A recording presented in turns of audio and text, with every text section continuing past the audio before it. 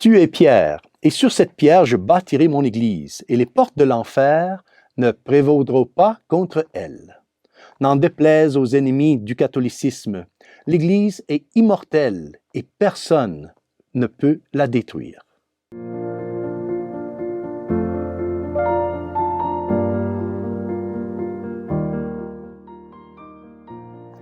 Au nom du Père, et du Fils, et du Saint-Esprit, Amen. Chers frères et sœurs, Salve Maria, et bienvenue au commentaire de l'Évangile de ce dimanche. Nous sommes en l'année 451. L'Église primitive subissait déjà de terribles attaques de la part de ses ennemis. Non plus seulement des ennemis de l'extérieur, mais désormais aussi des ennemis de l'intérieur, des ennemis de dedans même de l'Église. Les mauvaises doctrines de certains de ses prêtres et évêques tentaient de diviser son unité immaculée. C'est pourquoi le 4e concile œcuménique de l'Église s'est réuni à Chalcédoine dans la Turquie moderne. Ce concile a été convoqué afin de dénoncer et de corriger les erreurs christologiques enseignées au sein même de l'Église.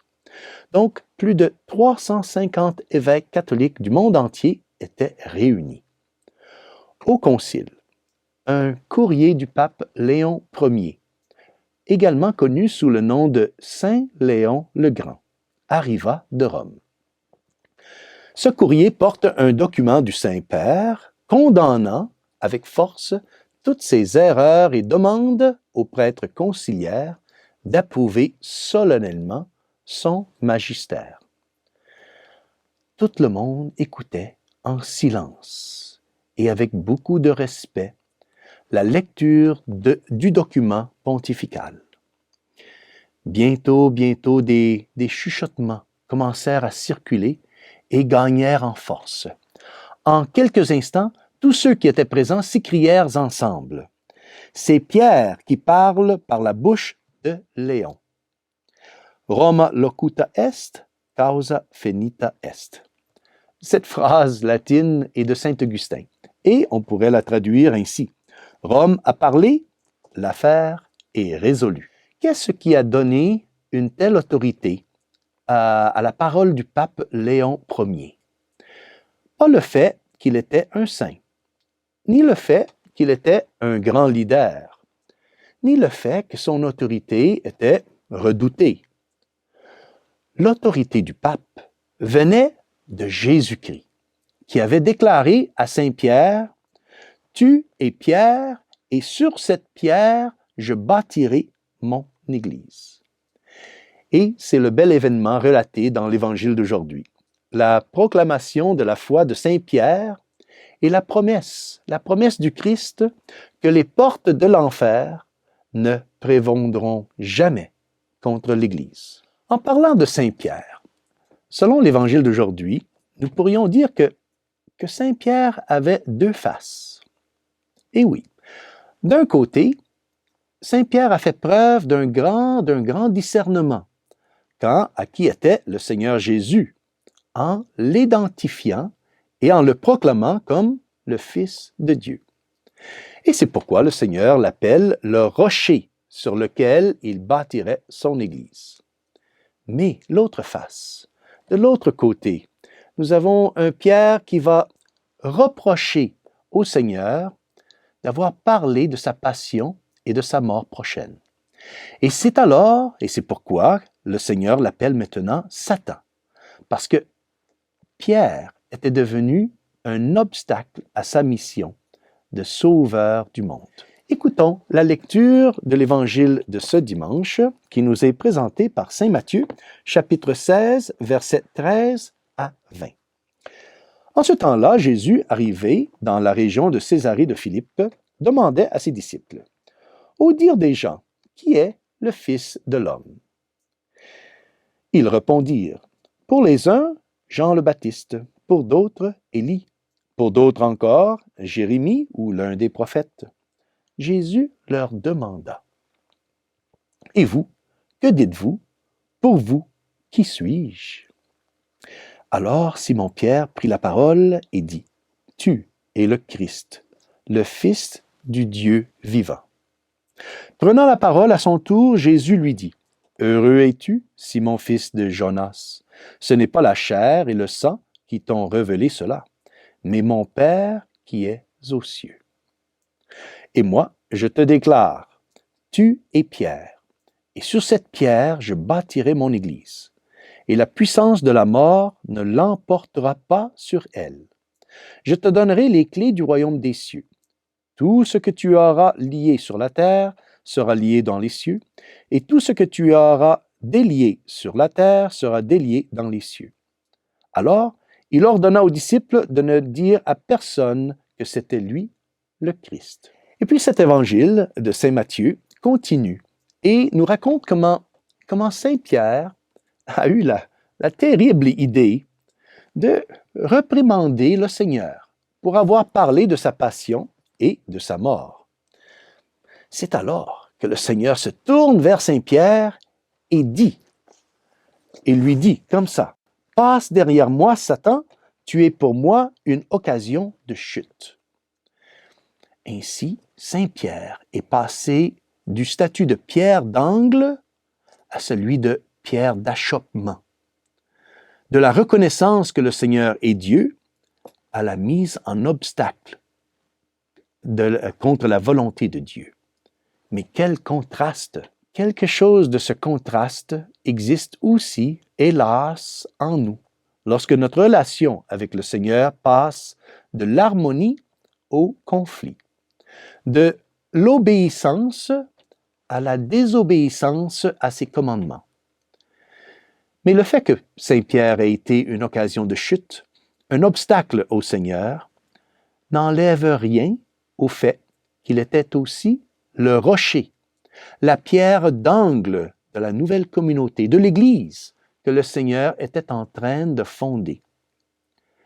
Le Seigneur a continué à avoir foi en Saint Pierre, malgré ses échecs, tout comme le Seigneur continue à avoir foi en nous, malgré nos propres échecs. Mais revenons à l'histoire du pape Saint Léon le Grand. Bien que le pape Saint Léon ait remporté une belle victoire doctrinaire contre l'hérésie au concile de Chalcédoine en l'an 451, il fut néanmoins confronté, un an plus tard, à une très grave crise politique. Attila, le barbare, le chef des barbares des Huns, ravageait toute l'Europe et arrivait désormais maintenant aux portes de Rome. Le courageux et saint pape, comptant bien sûr sur l'aide du ciel, sortit à la rencontre des hordes des Huns, qui se trouvaient désormais devant les portes de la ville. Lorsqu'Attila arriva devant le Saint-Père, il s'arrêta brusquement sur son chemin, vivement impressionné par le saint homme. Se retournant alors soudainement, il s'enfuit avec tous ses hommes. Que s'est-il passé? Dans son livre intitulé « L'histoire des Lombardes », écrit au 8e siècle, Paul le Diacre raconte que lorsque le pape arriva pour rencontrer Attila, deux hommes extrêmement grands, vêtus de vêtements sacerdotaux, Saint Pierre et Saint Paul, apparurent dans le ciel sur les deux côtés du pape, armés d'épées le protégeant.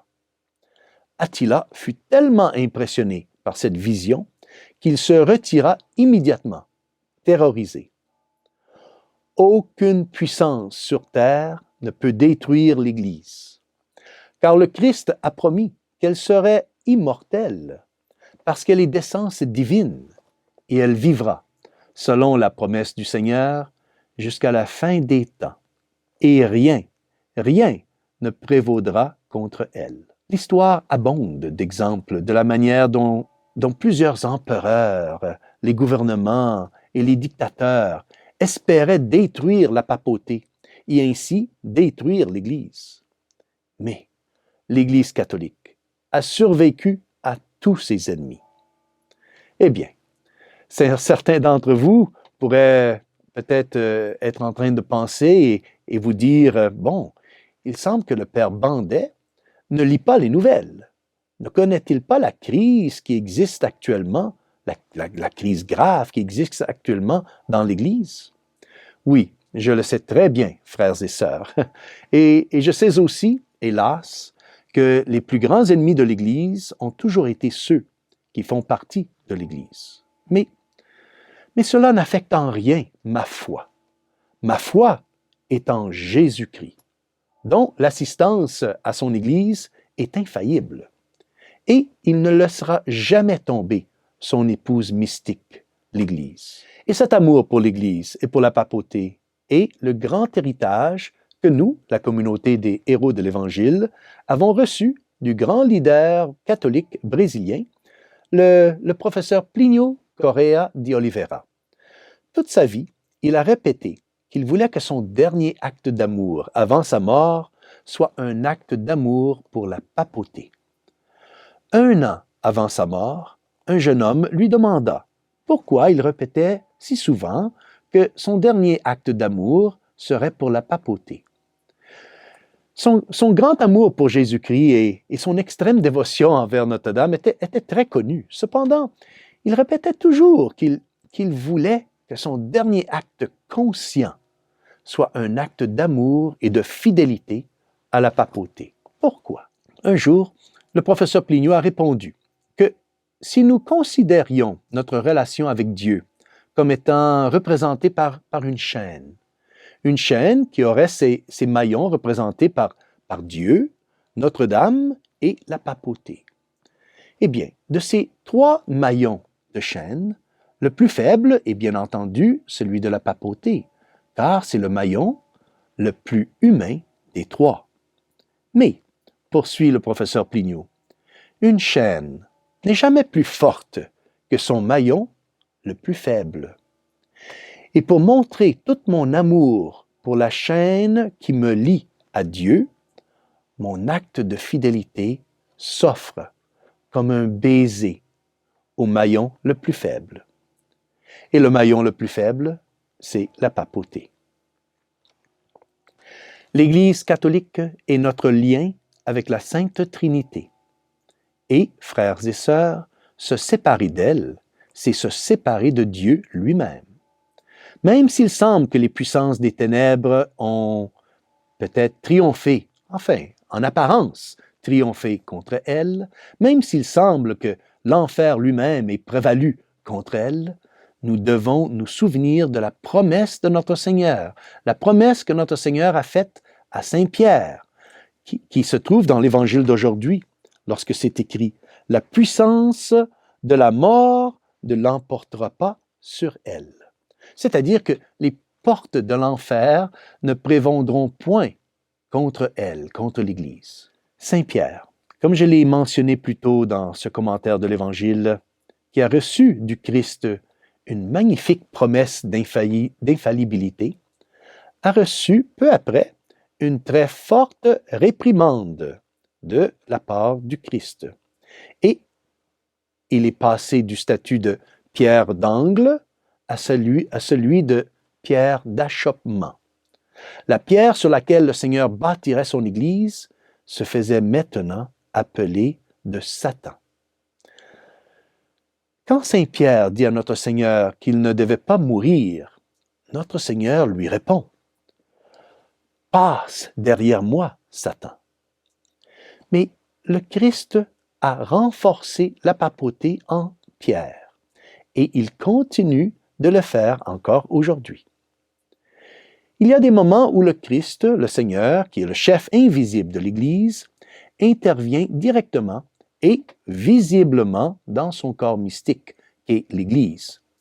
Et nous devons prier et espérer pour une telle intervention, pour qu'une intervention ainsi miraculeuse se fasse encore aujourd'hui de nos jours. Demandons à Notre-Dame, Mère de Dieu, mais aussi Mère de l'Église, donc d'intervenir immédiatement auprès du Seigneur, afin d'établir au plus vite la glorification de l'Église de son divin Fils, Jésus-Christ. Et que Dieu Tout-Puissant vous bénisse, au nom du Père, et du Fils, et du Saint-Esprit. Amen.